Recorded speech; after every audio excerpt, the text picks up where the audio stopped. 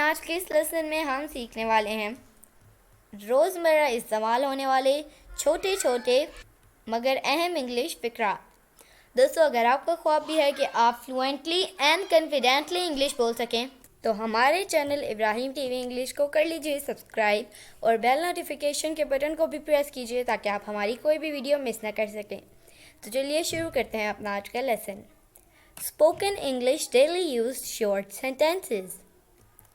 हमेशा वक्त के पाबंद रहो। हमेशा वक्त के पाबंद रहो।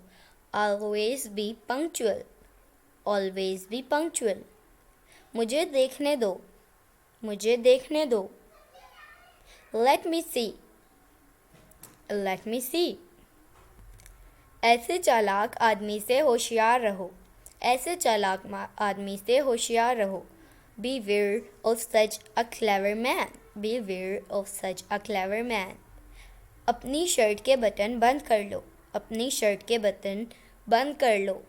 Button up your shirt. Button up your shirt. मुझे परेशान मत करो। मुझे परेशान मत करो।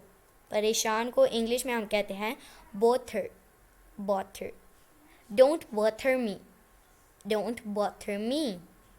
तो दोस्तों, ये था आज का हमारा लेसन। उम्मीद आपको ये वीडियो पसंद आई होगी।